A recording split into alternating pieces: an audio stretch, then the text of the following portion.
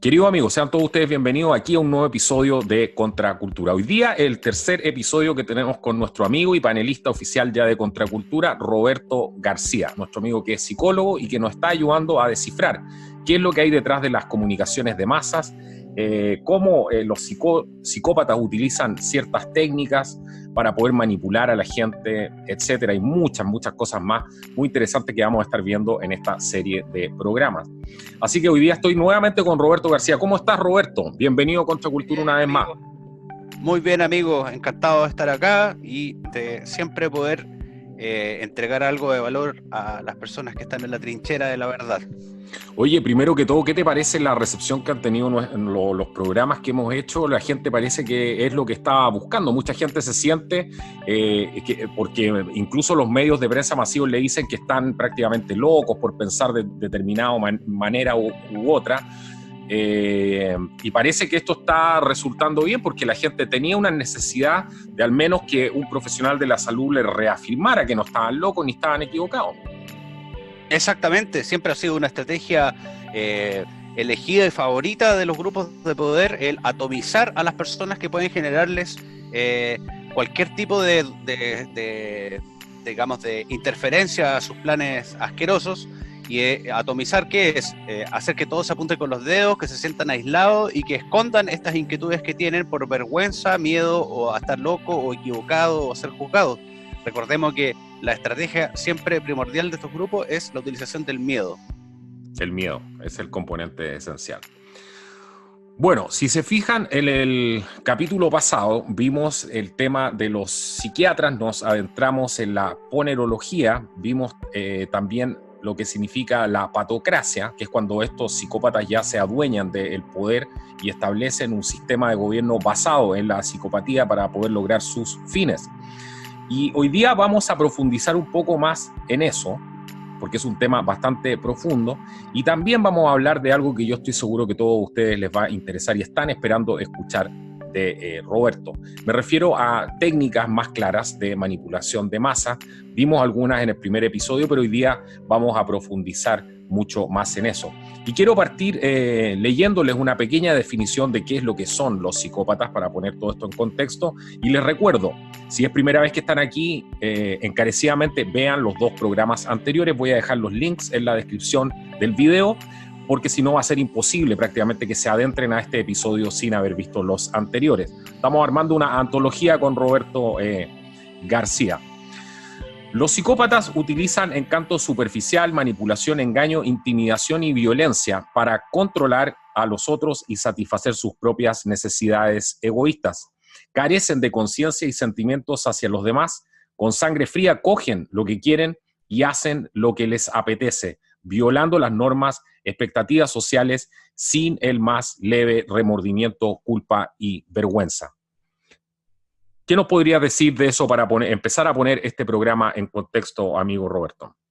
Bueno, esa frase muy brillantemente sintetizada por el psiquiatra mundialmente conocido y el más brillante criminólogo de hoy en día, que es autor de un libro que se llama nada más ni nada menos que Serpientes con traje, que se llama Robert Hare, y Wow. habla precisamente de esta temática, de cómo ellos en el fondo son depredadores sociales, les llama él. Porque dice que no entra en la categoría humana porque como utilizan más bien el cerebro reptiliano por separado, como quien activa el modo depredador, son personas que utilizan cualquier medio sin ningún tipo de remordimiento, culpa, miedo ni pudor para lograr abolir las bases de lo bueno y construir un mundo torcido que sea un espejo de lo que ellos viven dentro de sí. ¿Cuál sería se ha hablado mucho del cerebro reptiliano? Explícale un poco a la gente cómo se relaciona con el mundo una persona que se enfrenta al mundo desde el cerebro reptiliano. Curiosamente, ellos desde el nacimiento tienen un cierto componente distinto a nivel morfológico y electroquímico en el cerebro reptiliano que tiene que ver con la supervivencia, la territorialidad, el miedo, y es muy curioso que ellos parecen tener un hipercontrol de estas estructuras cerebrales para utilizar entre, decirlo de cierta medida, los superpoderes a su antojo, sin sentir lo que siente una persona normal, que es temor, miedo, ansiedad. Entonces, a todos les ha pasado alguna vez, por ejemplo, cuando eran niños, que te persigue un perro y tienes tanto miedo la primera vez que la adrenalina se te sube al máximo y no sabes cómo corres el doble de velocidad y saltas un cerco de 2 metros, y cuando Ajá. ya te salvas, te ves al otro lado del muro y dices, ¿cómo hice eso? Ya, ellos siempre tienen esa activación, no solamente para cosas físicas, sino también para hacer cosas en el segundo preciso que nadie se atrevería a hacer sin ningún tipo de miedo y ansiedad, por ejemplo. Mira, hemos hablado mucho de esto, pero para tratar de aterrizar un poco esto y darle un sustrato, un piso a la gente para partir de aquí en adelante, ¿cómo hemos hablado de los psicópatas, estos psicópatas que llegan al poder, como le explicaba en la introducción del video? ¿Cómo se identifica a esta gente? Porque lo que estamos tratando de hacer en este programa es justamente crear la conciencia social para evitar que este tipo de personalidades lleguen justamente al poder, y para eso hay que aprender a reconocerlos. ¿Cómo nos Sí, adentramos en esto, Roberto? mira, justamente recordaba que quedamos en deuda el programa pasado y prometimos que íbamos a revisar rápidamente la escala más validada internacionalmente. Para los que tengan la duda, ha sido validada en todas partes por Robert Hare, también este brillante criminólogo psiquiatra. Eh, y la escala consiste en algunos puntos que vamos a mencionar muy rápidamente, y les pido por favor que, para que cambiemos el mundo un poco, nos pongamos a tratar de buscar qué políticos en el fondo cumplen, para que nos ayuden todos a diagnosticar, entre comillas, un poco lo que está pasando. Vamos a revisarlos. La escala se llama PCL-R, que significa Psychopathy Checklist Review, revisado. ¿Ok? Ujú. Fue revisada de nuevo posteriormente al 2003. Esta es la lista de Entonces, chequeo, igual como cuando uno antes de despegar un avión revisa que esté todo correcto y que esté todo en funcionamiento, pero esta vez exactamente, aplicada para poder exactamente. identificar a esta gente. Es como cuando uno va al supermercado y la esposa lo manda con una lista de compras y tiene que uno preocuparse que esté todo minuciosamente cubierto, todo check, digamos. Perfecto. Bueno, entonces vamos, se llama Escala de Calificación de la Psicopatía Revisada, faceta interpersonal. Número 1, vamos a ver que muchos políticos cumplen esta, es locuacidad y gran encanto superficial. ¿Qué quiere decir esto? Que son personas que tienen una gran facilidad verbal, una gran facilidad para encantar, como si fueran un flautista de Hamelin, por ello que son entrenados por programación neurolingüística y todo esto. Entonces, ese es uno. Número 2, Ujú. egocentrismo y sensación de grandiosa autovalía. Generalmente son personas muy narcisistas, eh, que son muy centrados en sí mismos, y que por eso mismo ahí dejan entrever que tienen esta dificultad para conectarse empáticamente con los demás.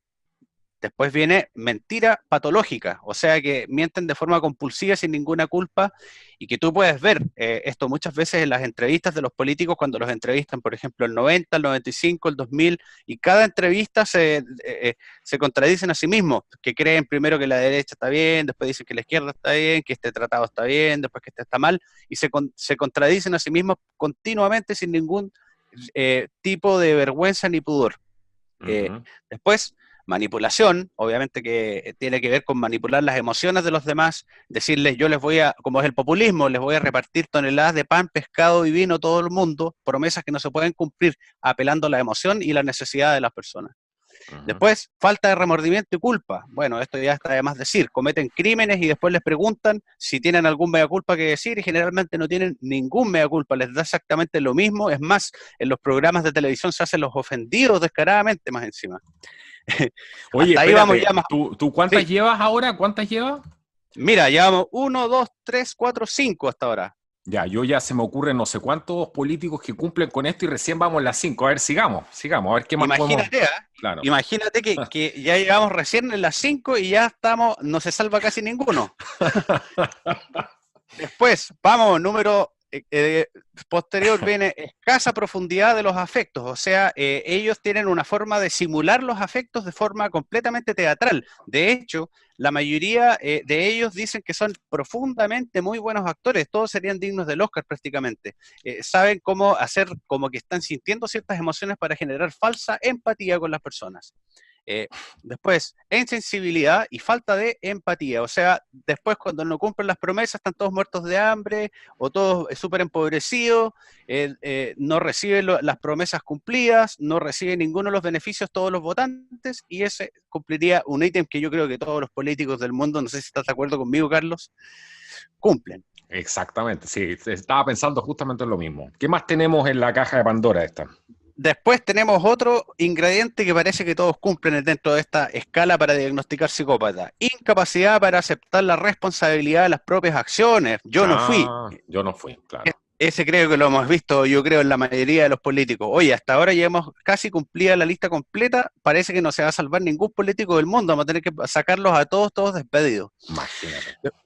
Vamos después, necesidad de estimulación. Esto tiene que ver no con que estimulación de cualquier tipo, sino de romper las reglas, de ganar, de nunca pueden dejar de romper la ley de alguna forma para sentir esta excitación, ya que son personas que están hipoestimuladas, no sienten nada, como hemos conversado en el programa anterior y en este, su cerebro está condicionado para tener un aplanamiento efectivo. ¿Sería después, esa la gran relación entre corrupción también que hay con los políticos y la corrupción de alguna manera? Exacto, por eso se dice, por ejemplo, haciendo un pequeño preview, lo que podemos tal vez revisar en otro programa, se dice, por ejemplo, que todos saben que, por ejemplo, don Sebastián Piñera es ludópata, por ejemplo. Y los ludópatas, ¿qué son? Personas que necesitan arriesgar grandes cantidades de capital jugando y especulando, y son adictos al juego, en el fondo, a la especulación, porque si no, no sienten excitación, no sienten que están vivos. Ya. Después dice, estilo de vida de parásitos. Chuta, aquí yo creo que no se salva ninguno tampoco.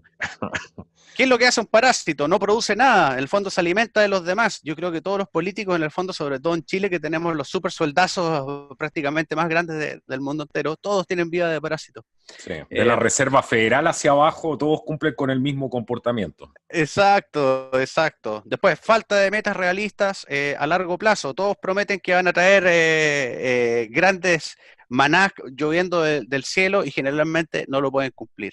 Después, impulsividad, actuar en base a las encuestas, en vez de actuar base a un plan de gobierno, actuar de forma completamente errática e impulsiva. Después, irresponsabilidad, prometer cosas que no son ciertas, etcétera, etcétera. Ya sabemos que es muy sencillo ese de también identificar en cualquiera. Falta de control conductual, falta de control motriz, falta de control de la conducta. ¿Para qué vamos a entrar en detalle? Claro. Problemas de conducta precoces. La mayoría tiene un historial bastante curioso en sus historias infantiles donde había violencia, competencia desmedida y algunos hasta crimen. Entonces de ese se despliega delincuencia juvenil, revocación de la libertad condicional. Algunos ya han estafado hasta entidades bancarias y hoy en día, ya, ¿para qué vamos a entrar en detalle? Claro. Versatilidad criminal. Y se sabe por los estudios que ellos cometen ciertos crímenes hasta los 40 años y de los 40 se sofistican tanto que nadie se da cuenta de sus crímenes. O sea, tienen una capacidad de que su crimen se va adaptando y se va volviendo cada vez más versátil y invisible. Y algunos que no cumplen todos, pero algunos sí, conducta sexual promiscua y varias relaciones maritales breves. Ahora, no tienen que cumplirlas todas, solamente con que cumplan ya de estas 20, más o menos unas 15 ya para arriba, ya estamos hablando que hay una persona hiperpsicópata. Así que el que se salve de 2 o 3 está dentro del canon. Exactamente. Así que bueno, ojalá que les sirva, ojalá que tomen nota y empiecen a darse cuenta que parece que las personas que están arriba están todas cumpliendo el mismo estándar. Impresionante lo que dices tú y sobre todo cada una que tú dices uno se imagina, se vienen como fotos, esa memoria fotográfica que empieza a ver un personaje, el otro al lado, el otro al lado, el otro al lado. ¿Qué podría decir, por ejemplo, un fanático o alguien que te rebatiera todo esto? ¿En qué se podría basar para rebatir esto? Porque, ¿sabes lo que pasa? Que cuando tú lees todas estas condiciones que se tienen que cumplir para que sea un psicópata o estos síntomas, no sé cómo llamarlo, pero sí, nos damos cuenta que prácticamente nadie se salva. Entonces, ¿cómo puede ser esto tan perfecto, tan perfecto el estudio que hizo este doctor? Bueno, el estudio ha sido extenso, lo han hecho validado de forma científica, con grupos control, grupos experimentales de miles y miles de personas en todos los cárceles prácticamente más grandes del mundo, en Estados Unidos, aún en Chile también. en España, en Italia, en Argentina, han validado esto en todas partes, y cuando tienen un grupo que ya se sabe que es psicópata en el fondo y aplican la escala a grupos psicópatas y no psicópatas, siempre puntúan casi con una correlación perfecta de 1 a 1. O sea, el test es infalible, ha sido validado, revisado, y además de eso, todas las instituciones de policía y de inteligencia utilizan la misma escala, los mismos criterios para determinar cómo encontrar y quiénes son estos depredadores y poderlos diagnosticar. O sea, si ya lo utiliza la inteligencia y la policía, estamos claros que esto funciona. ¿Qué mejor prueba que eso? Exactamente, querido Carlos. Cuéntame una cosa, esta gente, ok, llegó al poder, cumple con todo este tipo de características, ¿cierto? Ahora, ¿qué hacen en el poder? ¿Cómo manipulan a la gente? Eso es lo que vimos en el programa número 1, pero no nos extendimos mucho, ya que estábamos haciendo una introducción. Hablemos de las técnicas, un poco más en profundidad. ¿Qué técnicas utilizan? ¿Cómo engañan a la gente? Porque no solamente es un engaño creado por ellos mismos, sino que aquí interviene psiquiatría, interviene ingeniería social, interviene psicología. Hablemosle un poco de la parte comunicacional, cómo utilizan las comunicaciones esta gente. Sí, claro. Muchas personas vi en los comentarios de nuestro primer video que tenían la duda y decían, pero tal vez solamente es más sencillo y solamente se basa en prometer cosas y después no cumplir.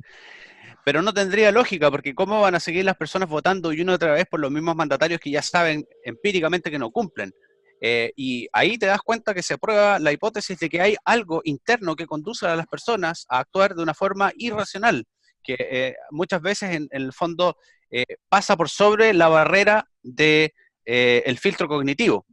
Entonces, todas las técnicas básicamente están basadas en utilizar formas de tonos de voz, lenguajes y mensajes que pasan por bajo el filtro cognitivo. O sea, no importa que tú seas relativamente inteligente y que tengas claro que te engañó, porque ellos siempre apelan a cosas, a concesiones emocionales que por ejemplo, te hacen sentir que tú tienes una inclinación inconsciente y no sabes por qué, a volver, ya le voy a volver a dar otra oportunidad, a pesar de que un mes antes de las elecciones decía, jamás votaría de nuevo por este tipo. Entonces, ellos utilizan técnicas, por ejemplo, en las cuales colocan cierta música, ciertos fondos con ciertos colores. Cada partido, si te fijas, tiene colores azules, que tú sabes harto de eso también, que genera una sensación de acercamiento emocional, de paz sentimental, es el color de las emociones, todos lo saben.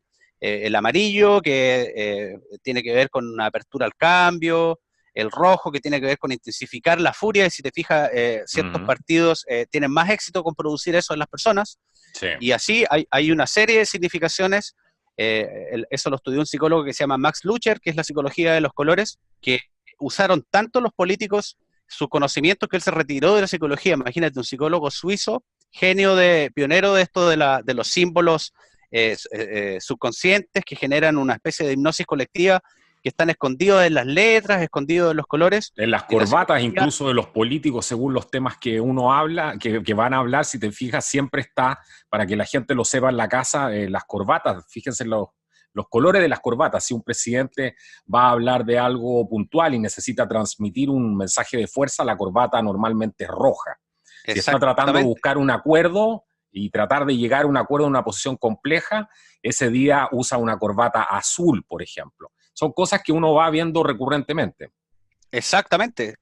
Si te fijas, cuando las noticias transmiten de repente ciertos mensajes que son más difíciles que las personas los procesen, o cuando quieren vender cosas en los momentos de spot publicitario, siempre tienen unos símbolos que van girando, y eso se utiliza desde antaño para generar hipnosis, y se dieron cuenta que colocándolo como una especie de marca de agua que gira, la gente tiene una sensación de que se va casi metiendo dentro de la pantalla, y después dicen, voy a comprar Coca-Cola, o voy a votar por tal tipo, o me cae bien este gallo. Y todo eso es una sumatoria de cosas que, si te fijas, se utiliza mucho en la televisión, pero los políticos tienen personas que son hiper expertas en estos temas. Todas las palabras que usan, todo lo que hacen, está todo fríamente calculado, desde, como tú bien dices, la corbata, hasta las palabras que eligen. Ahora, por ejemplo, hablamos el otro día de Barack Obama, ¿te acuerdas? Sí. Y bueno, y él, por ejemplo, lo que utiliza una técnica de programación neurolingüística muy sencilla. Si te fijas, el discurso que dicen que lo llevó a la presidencia, habla de cosas que es imposible que tú no digas sí. Todos tenemos, por ejemplo, hambre, sí, todos queremos justicia, sí, hace que, porque ellos saben, es un principio de la hipnosis, que muchas concesiones pequeñas hacen que la premisa que tú vas a tirar al final sea aceptada de forma automática. La mente humana funciona así. Si tú haces que la gente, por ejemplo, diga muchas veces sí a algo, esto es injusto, esto, y hablar cosas que son generales, todos quieren un mundo mejor, cosas que son universales, digamos, ideales universales que no se pueden lograr con tanta facilidad, pero ellos saben que están dentro de la mente colectiva, por ejemplo.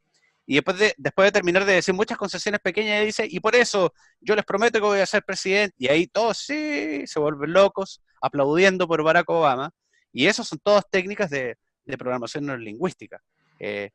También, por ejemplo, si ves a Steve Jobs y muchos tipos que son muy exitosos en la oratoria, todos son expertos en programación neurolingüística. Por ejemplo, muchos de ellos de repente dicen, les voy a decir un secreto, y en ese momento bajan la voz como si realmente estuviera alguien al lado tuyo y te dice, yo les voy a decir un secreto. Y baja la intensidad. Entonces hace que la gente se meta dentro de lo que él va a decir después, y yo los voy a llevar adelante, qué sé yo, y le dan un golpe energético después. Y eso genera una sensación eufórica inmediata. Se parece mucho al Aikido en el fondo. Juegan con los quiebres de las expectativas, con las pequeñas concesiones, y te digo, podríamos estar hablando, yo creo, 3 horas o 4 horas seguidas de todas las técnicas que son súper funcionales y súper efectivas para la manipulación de masas. Vamos a la parte práctica porque mucha gente y a mí mismo también me cuesta imaginar cómo opera esto en la realidad, porque cuando tú estás contando todo esto, ¿qué es lo que se imagina? Se imagina un político antes de salir en cámara que le dicen ponte la corbata roja hoy día porque necesitas transmitir eso, hoy día la corbata, por ejemplo, tiene que ser roja, y se le acerca un coach, poco menos, a darle ciertas instrucciones prácticas, o me imagino en los matinales, o me imagino en los matinales de televisión, ¿cierto? En estos programas que transmiten diariamente en los distintos canales de televisión, o a lo mejor a un presentador de televisión. ¿Cómo funciona esto en la práctica? Trata de llevarnos ahí cuál sería el trabajo que hace un psicólogo o un psiquiatra directamente con estas personas para poder imaginarlo, porque una cosa es que tú nos digas, existen estas técnicas, todo esto, pero ¿cómo opera esto? ¿Cuál es cómo es el accionar de esto? Bueno, habitualmente son master coaching. Si ustedes quieren ver a alguien que explica y se le ve que él fue asesor de Clinton, de Gorbachev, Anthony Robbins, que tú lo debes conocer, que es un gallo súper conocido, un coaching internacional que ha sido asesor de papas, de Carlos Wojtyla, de muchas celebridades. O sea, es muy desconocido. La gente piensa que casi es una cacería de brujas cuando uno habla de que hay tipos que son brillantes en esto y que están siempre trabajando con políticos desde antes que la gente supiera el concepto de programación neurolingüística. Ya sabíamos de hipnosis y todas estas cosas. Mito 1, que no existen estos tipos. Está lleno de tipos que son brillantes en esto. Mito 2, la hipnosis es lo que pasa cuando tú estás con Tony Camo y con un péndulo te hipnotiza. Todo es hipnosis. Cuando tú estás duchándote y estás mirando y pierdes la conciencia y te pones a pensar en visualizar una idea. Cuando estás mirando una pared, de repente la mirada se te pone borrosa. Cuando te dicen, oye, alguien tuvo un accidente y tienes que ir y lo atropellar no sé dónde y uno no sabe cómo llega, eso se llama estrechamiento tubular de la conciencia. Y todos estos fenómenos sucede así. Cuando alguien está hablando en un grupo de amigos y están todos callados escuchándolo hasta que termina, y sin ni siquiera pensar en interrumpirlo, él está siendo un hipnotista furtivo, si tú quieres, en cierta medida. La hipnosis existe, sucede todo el día, todos los días de nuestra vida sucede. Entonces, como decía el primer programa, ellos saben mucho más de cómo funciona la psique humana de lo que las personas saben, porque la psicología hace mucho tiempo está filtrando con un gotero lo que la gente sabe, que es lo que ellos les enseñan, y los conocimientos más profundos se los guardan ellos y son como para solamente académicos de cierto corte, digamos, no para la persona común. Entonces, por ejemplo, tú me preguntabas de los paneles de estos de matinales, por ejemplo, cuando de repente invitan a algún inocente y le hacen una carnicería brutal, y parece ser que ellos solamente están enojados y hablando al azar, y no. La última vez que vi una entrevista, bueno, no sé si se puede nombrar el canal, mejor no hacerlo tal vez, para evitar ciertas represalias, pero vi una entrevista a un joven que está haciendo un partido, un movimiento, y ellos se repartieron entre todos los panelistas todos los puntos que tú encuentras en la propaganda para tú incubar ideas en el público, que es buscar un enemigo común, el ad Hitlerum, que es una falacia retórica. Si tú no estás de acuerdo conmigo, eres Hitler. Ad hominem, que es desvalidar a la otra persona. también el uno victimizarse. Inclusive en ese programa quisieron cambiar el tema de discusión de que la ONU está enchufando hordas de migrantes de todas partes, colocando un migrante para que hagan una técnica que se utiliza en publicidad que se llama el emblematismo, que es colocar una persona de una minoría para que delante de todos se ponga a llorar y a enjuiciar a esa persona. Eres un perverso, eres un Hitler, eres un malvado. Y todas estas personas pareciera que cada uno tiene una opinión personal y que es una persona que se levantó en la mañana para ir a hacer un programa matinal, pero no. Todos cumplen exactamente, pero la receta, pero perfecta de propaganda. Espérate, ¿cómo lo hacen? Porque eso se los dictan solamente por la muela, que le llaman Sí, ¿cómo se llama? El parlantillo que tienen en la oreja. sí.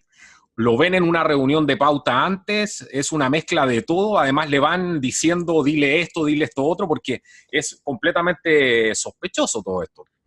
Sí, claro, hay reuniones de pauta y también son elegidas las personas, las personalidades de las personas que eligen el perfil, digamos, psicológico de cada uno de los participantes está minuciosamente elegido. Hay el típico enojón, el policía bueno, el policía malo, pero todos tienen un estilo de personalidad que quisiera, tal vez que alguna vez nos hiciéramos un programa de este estilo de personalidad que han sembrado artificialmente el establishment. Y todos tienen ese estilo de personalidad, ese estilo que le llaman los americanos el típico triggered, el que se gatilla El y que se gatilla. explota, el snowflake explosivo, Claro. que se autovictimiza y se flagela muy rápido.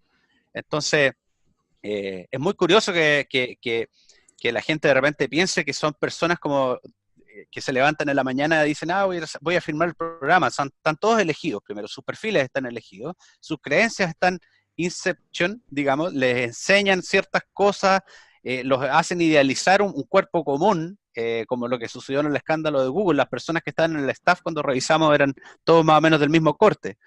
Y también hay reuniones de pauta, por supuesto, con expertos y también los que le dictan en las muelas también tiene que ver en el fondo con que ellos se ajusten un poquitito el script de lo que ellos tienen que hacer para destruir y hacer una especie de apedreamiento en vivo para que la gente le quede en el inconsciente que hablar de esas cosas es nazi, como lo que hablabas tú en el programa del Papa Francisco, que hace un poco lo mismo, ¿no?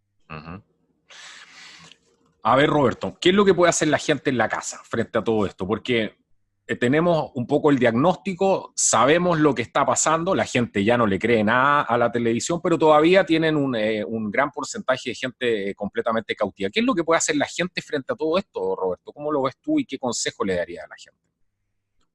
Bueno, siempre digamos lo mismo, o sea, despertar implica cierto sacrificio que está demonizado como si fuera más doloroso de lo que es. Les aseguro que despertar es otra dimensión con estar en lo que es contrario, que es vivir un poco dormido y un poco intimidado.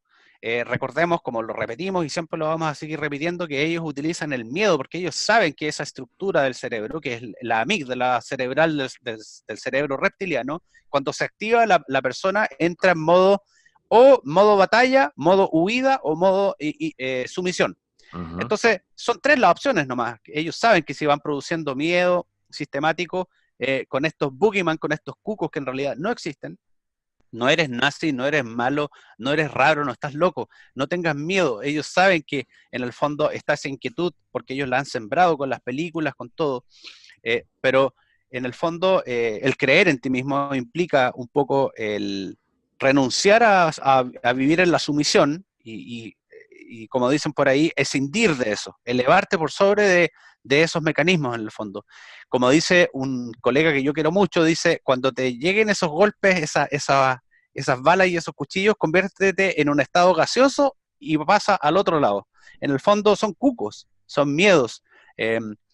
Siempre te van a estar asustando con el linchamiento público y todas estas cosas, pero en el fondo las personas en el fondo que aprenden a trascender de este miedo al no estar en el grupo de los aceptados, aprenden a tomar las riendas de su vida y su plenitud es mucho más independiente de lo que pase fuera. Si bien siempre lo que pase fuera va a ser importante y trascendental, tú vas a ser más adaptativo porque vas a tener el control de ti y vas a saber sobrevenir lo que sea que venga.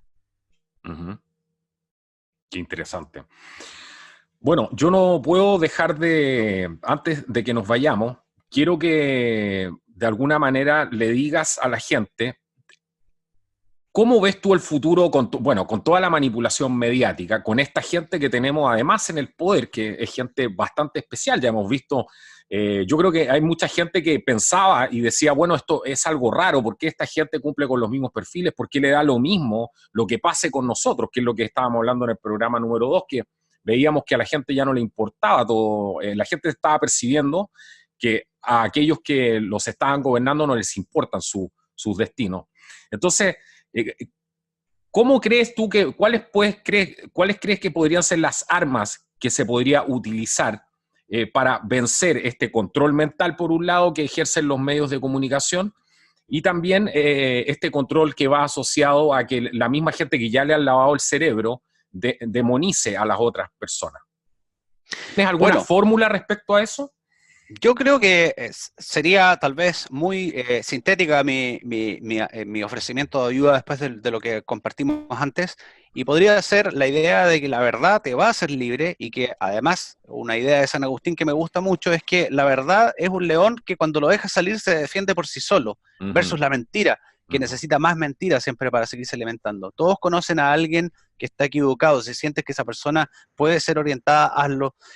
Di lo que piensas, exprésate, busca grupos de personas que, es muy sabio eso, busca grupos de personas que sean similares a ti, cultiven la verdad y busquen aumentar el tamaño de sus grupos, transmítale a sus familias tal vez los conocimientos de la cuestión de la psicopatía, la ponerología y todo lo que hemos hablado en los otros programas. Creo que lo inicial es detectar al enemigo, entre comillas, detectar el patógeno, y después de eso empezar a masificar un poco la verdad, porque la verdad es lo que nos va a liberar al final, el mirar de frente estas cosas sin temer.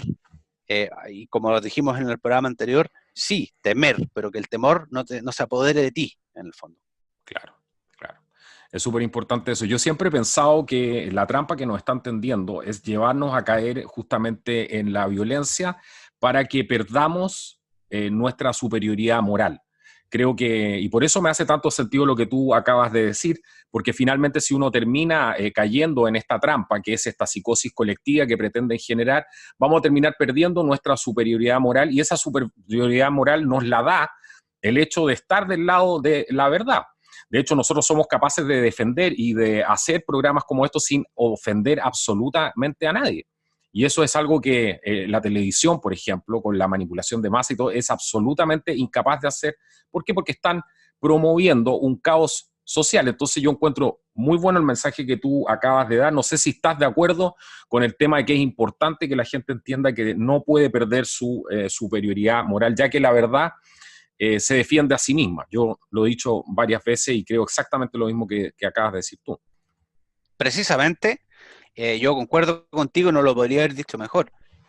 Quedémonos con la idea de que ellos, las personas, los psicópatas que están en esta patocracia que estamos viviendo todos, se quieren adueñar del lenguaje, se quieren adueñar de lo que es lo normal de lo patológico. Ellos quieren controlar qué ponen del lado de lo normal y lo patológico, qué es demonizable y qué no. Por eso que ellos quieren controlar el lenguaje, porque ellos saben que el lenguaje construye realidad, que controla todo. Entonces ellos quieren colocar una policía del lenguaje prácticamente. Y recuerden que lo que es popular no es igual a lo que está bien.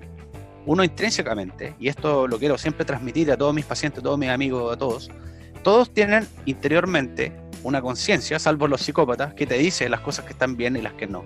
Lo popular generalmente te da esa sensación de pertenencia al grupo, pero te haces olvidarte de eso, de esa brújula interna que te hace tener la conciencia de qué es lo que es moralmente correcto, éticamente correcto y humanamente correcto. Lo popular generalmente es un engaño, no crean en eso. Todas esas ideas que están popularizadas son mentiras, y perderse en la masa es perderte a ti mismo para siempre. Completamente de acuerdo. Bueno, ese es Roberto García, nuestro amigo psicólogo que está participando con nosotros en estos programas, del cual estoy muy orgulloso de tener aquí. Es realmente un gran aporte. Así que muchas gracias, Roberto. Estamos ya muy cortos de tiempo. Te quiero agradecer hoy día por haber participado en el programa.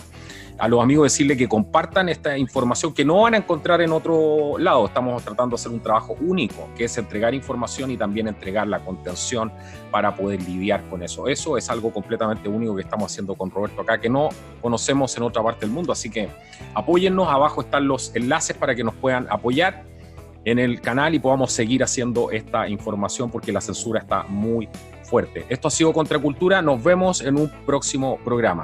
Chao, Roberto. Muchas gracias. Gracias a ustedes. Chao, amigos. Chao, chao.